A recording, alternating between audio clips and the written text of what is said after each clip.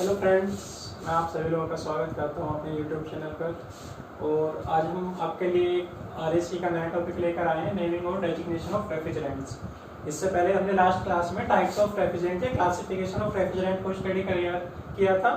अगर किसी ने वो क्लास नहीं देखी है तो पहले वो क्लास देख लें, उसके बाद आपको नेमिंग और डेजिग्नेशन ऑफ रेफ्रिजरेंट ज़्यादा क्लियर होगा।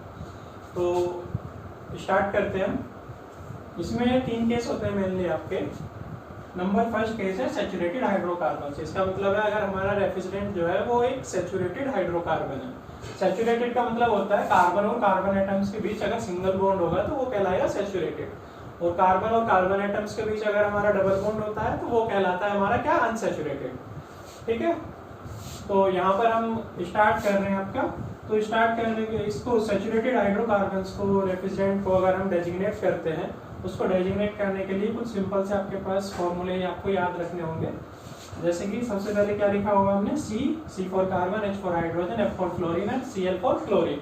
और इनके सफिक्स में हमने दिया हुआ है MnPq, यानी कि कार्बन के M एलिमेंट्स है, हाइड्रोजन के N एलिमेंट्स, फ्लोरीन के P एलिमेंट्स और क्लोरीन के Q एलिमेंट्स।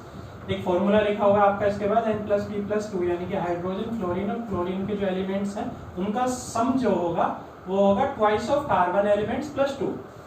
ये आप क्लियरली ऐसे भी समझ सकते हैं, जैसे कि कार्बन की वैलेंसी 4 होती है। अगर कार्बन जितने भी हमारे केमिकल कंपाउंड में कार्बन प्रेजेंट है उसको हम डबल करेंगे और उसमें 2 ऐड कर देंगे तो कार्बन की वैलेंसी बता देगा जो कि खाली है।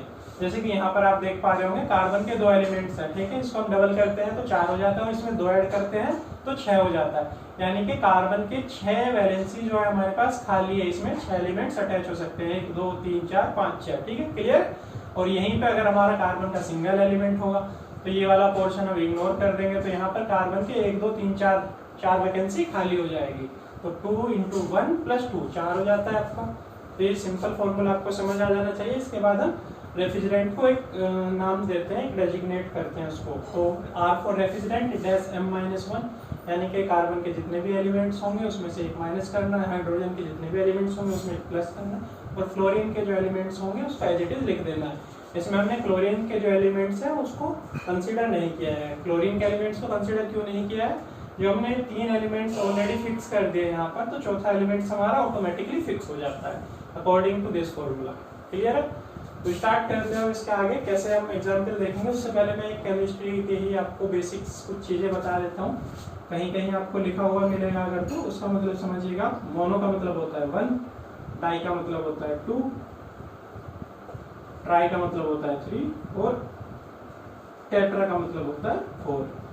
अगर आपको किसी एग्जाम्पल में केमिकल का नाम दिया होगा तो उसमें मोनो, डाई, ट्राई या टेट्रा वर्ड यूज हो रहा होगा तो उससे आप समझ जाइएगा। जिस भी एलिमेंट के नाम के पहले मोनो लिखा हो मतलब उसका एक एलिमेंट है, जिस एलिमेंट के नाम के पहले डाई लिखा हो उसके 2 एलिमेंट्स हैं, अगर ट्राई लिखा है तो उसके 3 एलिमेंट्स हैं, और टेट्रा लिखा है तो उसके 4 एलिमेंट्स हैं। क्लियर। इसी तरीके से मैं आपको एक चीज़ और दिक्कत बता देता हूँ। उसमें अगर कहीं हमारे केमिकल कंपाउंड के नाम में मेथेन लिखा है तो उसका मतलब है सिंगल कार्बन एटम, कार्बन का एक एटम है हमारा, ठीक है, 1 कार्बन एटम। अगर एथेन लिखा है तो उसका मतलब है 2 कार्बन के एटम है। प्रोपेन लिखा है तो 3 कार्बन के एटम है, और ब्यूटेन लिखा है तो 4 कार्बन के एटम है। क्लियर है।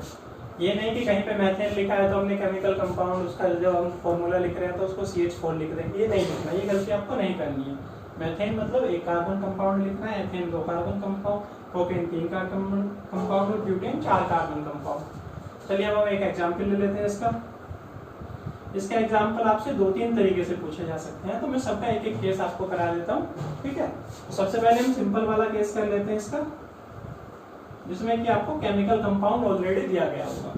सपोज आपको केमिकल कंपाउंड दिया गया है CF2 Cl2, ठीक है। कार्बन का एक एलिमेंट, फ्लोरीन के 2 एलिमेंट और क्लोरीन के 3 एलिमेंट। तो इसका हमें नाम बताना है कौन सा रेफ्रिजरेंट है। जैसे R11 है, R12 है, R22 है, R134 है, जो भी है हमको यहाँ से निकालना है। तो सबसे पहले क्या करेंगे, जो हमारे पास ये फॉर्मूला है CmHnFeCl2, इससे इसको कंपेयर करेंगे। M की वैल्यू कितनी मिलती है आपको कंपेयर करने से, 1। C की वैल्यू, C के कितने एलिमेंट है कुछ नहीं लिखा हुआ है तो एक ही एलिमेंट होगा तो M की वैल्यू 1 हो गई। हाइड्रोजन है इसमें? नहीं, हाइड्रोजन नहीं है, तो N की वैल्यू कितनी हो जाएगी? 0। हाइड्रोजन एलिमेंट्स है ही नहीं। क्लोरीन के P एलिमेंट्स कितने हैं? P की वैल्यू 2, और क्लोरीन के Q एलिमेंट्स, इसकी वैल्यू भी कितनी आ गई आपके पास? 2। तो ये सारी वैल्यू आ गई आपके पास M N P Q। अब हम फॉर्मूले में आ जाते हैं, डेजिग्नेट करते हैं इसको। तो डेजिग्नेट करने के लिए क्या है हमारे पास? R M-1, M की वैल्यू 1, 1 - 1 0, N+1, N की वैल्यू 0 +1 1 हो जाएगा, और P है उसके बाद, P की वैल्यू कितनी है? 2।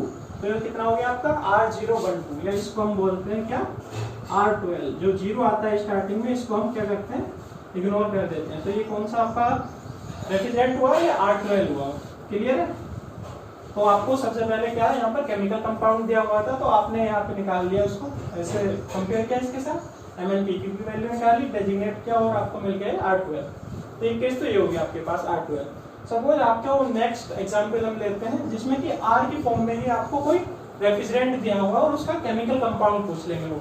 तो एक एग्जांपल ऐसा ले लेते हैं,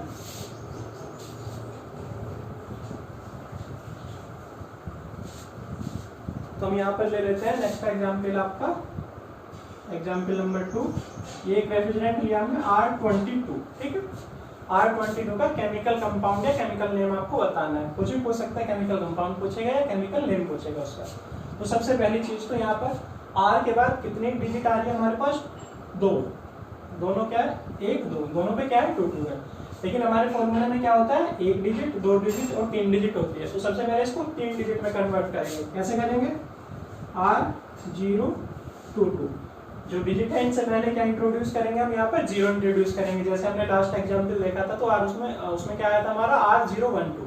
तो हमने 0 को इग्नोर कर दिया था, यहाँ पे हमने 0 को इंक्लूड किया है, ठीक है? अब इस फॉर्मूले को हमने देख लिया, यहाँ पर R022 आ गया। अब इस वाले फॉर्मूले से इसको कंपेयर करेंगे। तो M-1 की वैल्यू कितनी है? 0। तो यहाँ से M की वैल्यू कितनी हो जाएगी हमारे पास? 1। क्लियर है? 1 - 1 ही 0 होगा यहाँ से।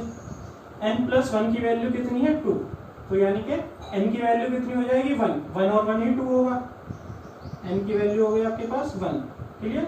P की वैल्यू कितनी है यहाँ पर? 2। आपके पास एक वैल्यू रह गई, M की वैल्यू आ गई, N की वैल्यू आ गई, P की वैल्यू आ गई। M आ गया, N आ गया, P आ गया, Q रह गया। तो Q हम इस फॉर्मूले से निकाल सकते हैं। यहाँ पर देखेंगे Q =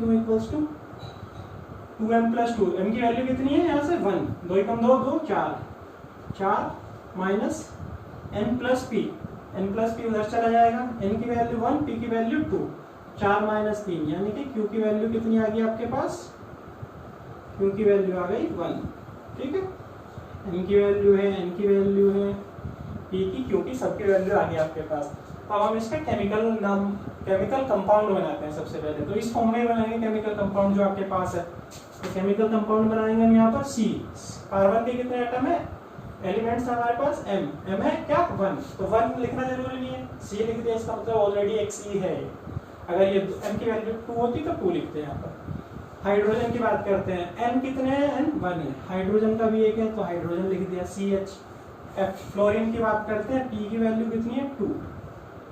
CH F2 और Cl, Q की वैल्यू कितनी है आपकी? 1। Cl1। ये हो गया आपका CH F2 Cl chemical compound. अगर आपसे पूछता है इसका नाम लिखना है, तो इसका नाम लिखने का भी एक तरीका है। नाम आप इसका लिखेंगे, जो राइट साइड में एलिमेंट होंगे उनको पहले लिखेंगे और इस तरफ लिखते हुए आएंगे लेफ्ट साइड की तरफ। जैसे कि क्लोरीन है, यहाँ पर मैंने आपको बताया था सिंगल कंपाउंड का मतलब क्या होता है? मोनो। तो क्लोरीन का हमारे पास क्या है? एक ही कंपाउंड है, तो इसका नाम लिखना होगा, तो लिखेंगे हम क्या? मोनोक्लोरो। ठीक है? उसके बाद क्या है? फ्लोरीन। कितने कंपाउंड है? 2। तो 2 को क्या बोलते हैं? डाईफ्लोरो। ठीक है? और इसमें जो हाइड्रोजन होता है हमारा, हाइड्रोजन को हम जब हम नाम लिख रहे हैं हाइड्रोजन को छोड़ देते हैं। उसके बाद लिखेंगे कार्बन के लिए। कार्बन का कितना कंपाउंड है हमारे? कितना एलिमेंट्स है? 1। कार्बन का एक एलिमेंट है। एक एलिमेंट को मैंने क्या बताया था? मीथेन बोलते हैं। मीथेन लिखा होगा तो उसका मतलब एक कार्बन एटम है, और अगर हमारा एक कार्बन एटम है तो उसका मतलब मीथेन है। तो मोनोक्लोरो डाईफ्लोरो मीथेन, इस टाइप से हो गया इसका नाम। क्लियर है? तो केमिकल कंपाउंड भी हो गया आपके पास, केमिकल नाम भी हो गया इसका। R22 आपको रेफ्रिजरेंट दिया हुआ था। ठीक है? यहाँ तक किसी को कोई डाउट होना नहीं चाहिए मेरे ख्याल से। एक और केस कंसिडर कर लेते हैं इसका।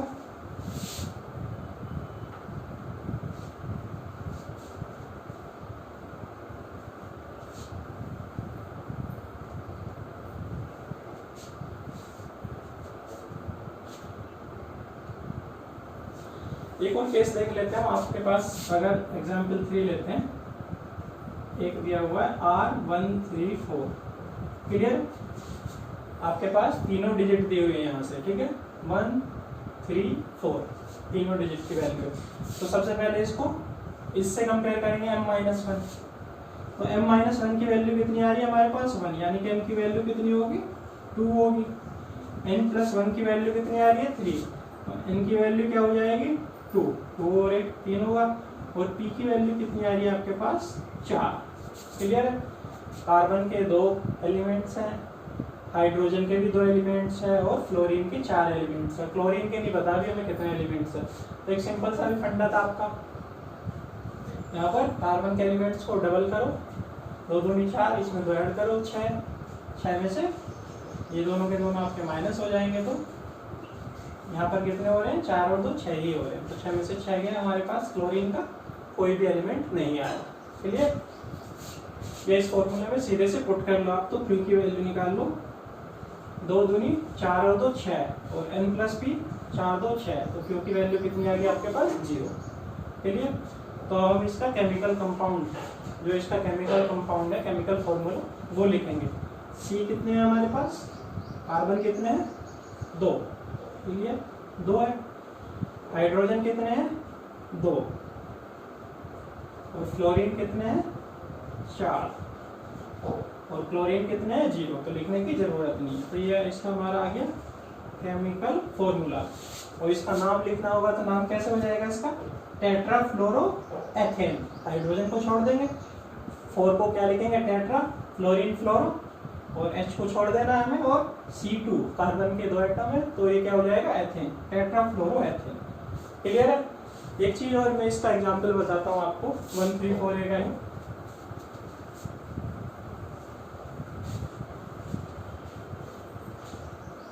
ये जो फॉर्मूला आ गया आपका, ये क्या हुआ आपका, ये तो आप जानते हैं ये क्या है R134 है। एक होता है हमारा R134A, इसके सफिक्स में A लगा होता है।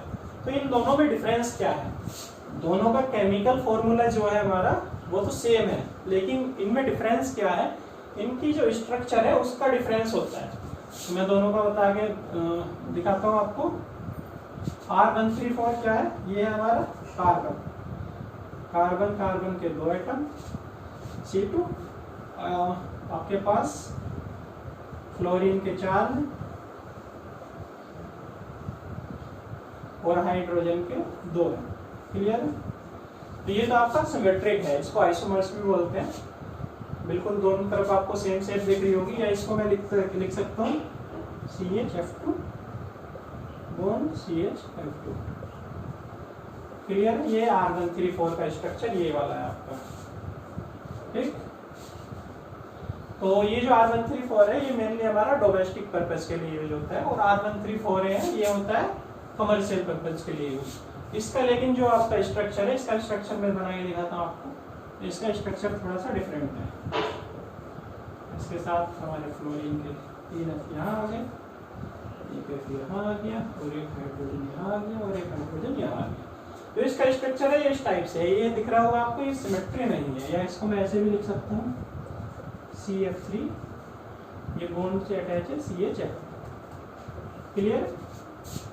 तो केमिकल कंपाउंड सेम है, खाली इनकी स्ट्रक्चर होने से थोड़ा बहुत इनके प्रॉपर्टीज में चेंज आ जाता है। तो क्लियर है आपको, ये केस हो गया आपका सैचुरेटेड हाइड्रोकार्बन्स का, क्लियर। तो सैचुरेटेड हाइड्रोकार्बन्स में जो हम डेजिग्नेट करते हैं वो 3 डिजिट होती है, क्लियर है। यहाँ पर देखा हमने R-M-1 N+1P, 3 ही डिजिट थी यहाँ पर।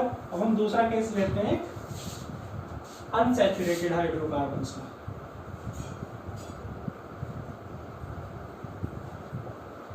अनसैचुरेटेड हाइड्रोकार्बन्स मैंने बता दिया ऑलरेडी आपको। अनसैचुरेटेड में क्या होगा, कार्बन और कार्बन के जो एटम है उनके बीच डबल बॉन्ड होगा। जैसे कि इस वाले केस में सेम आपका जो फॉर्मूला था CHFCl MnPq, यही था, क्लियर था। एज इट इज जो आपका फॉर्मूला था आपका N+P+2 = 2m। यहाँ पर जो था आपका 2m+2 था पहले, अभी क्या है केवल यहाँ पर 2m है, क्योंकि जो हमने +2 कर रहे थे वो था जब सिंगल बॉन्ड थे, अभी क्या हो गया हमारे पास डबल बॉन्ड है, तो उस 2 की जरूरत नहीं है, उसकी वैलेंसी ऑटोमेटिकली कम हो जाएगी।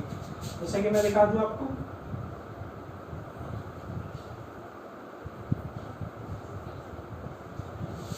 तो कार्बन की वैलेंसी 2 ये हो गई, एक ये 3 और एक ये 4, इसकी 4 हो गई, तो इसके साथ कितने खाली है 2। ऐसे ये वाला हो गया, डबल बॉन्ड से इसके साथ अटैच हो गया, इसके साथ कितने खाली है 2। तो जस्ट हमें कार्बन का डबल करना है यहाँ पर। जैसे कि यहाँ पर 2 कार्बन के साथ कितनी वैलेंसी दिख रही है आपको, खाली 4, तो 2 कार्बन 2 इंटू इनकी वैल्यू 2 होगी, तो कितनी हो जाएगी 4, यानी कि इसके साथ N+P+Q, ये यानी कि सारे के सारे मिला के 4 एलिमेंट ही अटैच हो सकते हैं, तो यहाँ पर हमारा केवल 2m रहेगा। और जो इसको हम डेजिग्नेट करते हैं, डेजिग्नेट करने के लिए हम इसमें सबसे पहले 1 इंट्रोड्यूस कर देते हैं, बाकी आपका सेम रहता है m-1 n+1 और p। तो इसमें कितनी डिजिट हो जाएंगे हमारी, उसमें 3 डिजिट थी सैचुरेटेड वाले केस में, इसमें हो गई 1 2 3 4 डिजिट हो गई इसमें। तो इसका भी एक एग्जाम्पल ले लेते हैं हम, चलो सपोज C2H4, ठीक है। इसमें हमने लिया एग्जाम्पल कौन सा, C2H4 का। तो सबसे पहले क्या करेंगे, कंपेयर करेंगे, n की वैल्यू कितनी आ गई हमारे पास 2, H की वैल्यू यानी कि n की वैल्यू क्या हो गई 4, P की वैल्यू 0, Q की वैल्यू भी 0। इस फॉर्मूले में रख देंगे इसको, R-1 तो ऑटोमेटिकली पहले से लिखा ही हुआ है, m-1 यानी कि 2 - 1 हो जाएगा, n+1, n की वैल्यू 4 थी 5 हो गई, 4 और 1 5, P की वैल्यू कितनी है 0। तो ये कौन सा रेफ्रिजरेंट हो गया आपका R1150, क्लियर है। सैचुरेटेड हाइड्रोकार्बन्स के केस में सेम आपका ये फॉर्मूला था एज इट इज, इस वाले में क्या चेंज हुआ, क्योंकि डबल बॉन्ड हो गया तो +2 हट गया है, क्लियर। और यहाँ पर जो 3 डिजिट थी उसकी जगह क्या है, उसमें 1 इंट्रोड्यूस हो गया उससे पहले, अब ये 4 डिजिट में इसका जो नाम आएगा वो आएगा 4 डिजिट में, क्लियर है। जब आपको 4 डिजिट में कोई भी नाम दिया गया होगा, तो आप अगर सपोज यहाँ पर आपको R1150 दिया जाता और इसका केमिकल फॉर्मूला पूछता, तो ये 4 डिजिट दिख रही है आपको पहले से यहाँ पर, ठीक है, 1 सबसे पहले रहेगा ही, तो 4 डिजिट दिख रही है आपको। 4 डिजिट होने से आप कौन से वाले फॉर्मूले लगाएंगे, ये वाले अनसैचुरेटेड हाइड्रोकार्बन्स वाले, N+P+Q = 2m वाला। यहाँ पे ये गलती कर देते हैं कुछ बच्चे, यहाँ पे देखा चलो कुछ भी है 4 डिजिट फॉर्मूला लगा दिया हमने क्या, पुराने वाला, तो वो फॉर्मूला यहाँ पर आपका काम नहीं करेगा। इसका एक और केस है, एक और केस देख लेते हैं।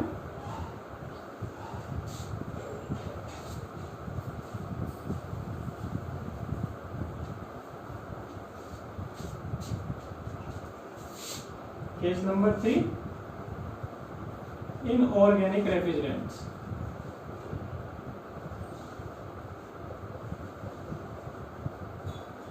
जैसा कि कल की क्लास में आपको ऑलरेडी मैंने बताया था इनऑर्गेनिक रेफ्रिजरेंट्स कौन कौन से होते हैं हमारे पास। तो इनका जो डेजिग्नेशन करने का हमारे पास फॉर्मूला है बहुत ही सिंपल है, इनका सबसे आसान है। क्या करेंगे हम, R700 प्लस जो भी आपके पास केमिकल कंपाउंड होगा उसका मॉलिक्यूलर वेट,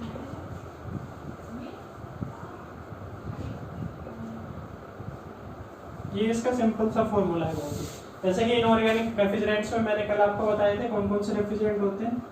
अमोनिया है हमारे पास, तो अमोनिया को कैसे डेजिग्नेट करेंगे हम, R700 प्लस अमोनिया का मॉलिक्यूलर वेट कितना हो जाएगा, नाइट्रोजन का 14 और हाइड्रोजन का 1 × 3 3, यानी कि 17, 14 + 17।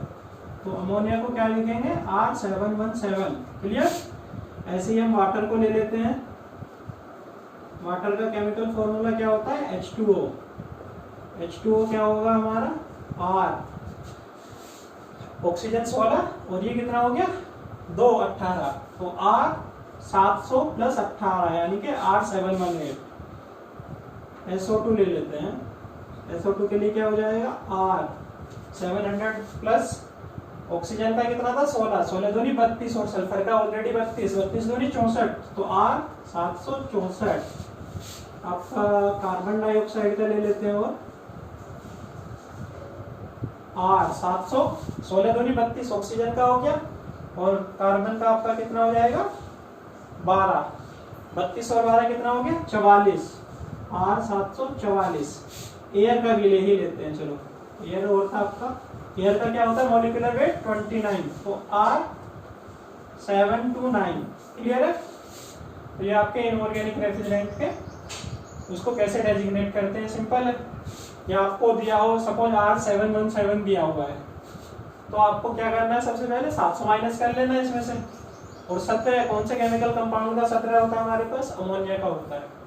ये आपको याद रख लेना होगा, अमोनिया मेनली यही है हमारे inorganic refrigerant, ammonia, water, SO2, CO2 और एयर, इनमें से ही कोई एक पूछ लेगा आपसे, बहुत ही आसान है।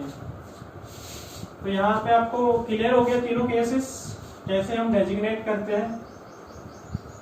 तो मेरे ख्याल से अभी आपको कोई डाउट नहीं रहना चाहिए। अगर फिर भी आपको कोई डाउट रहता है तो प्लीज़ आप कमेंट सेक्शन में अपने डाउट क्लियर कर सकते हैं। और आपको मेरा ये वीडियो पसंद आता है तो मेरे चैनल को सब्सक्राइब करिए। मैं आपके लिए और भी RAC सब्जेक्ट के आगे बहुत ही इंटरेस्टिंग वीडियो लेकर आने वाला हूँ। Thank you very much.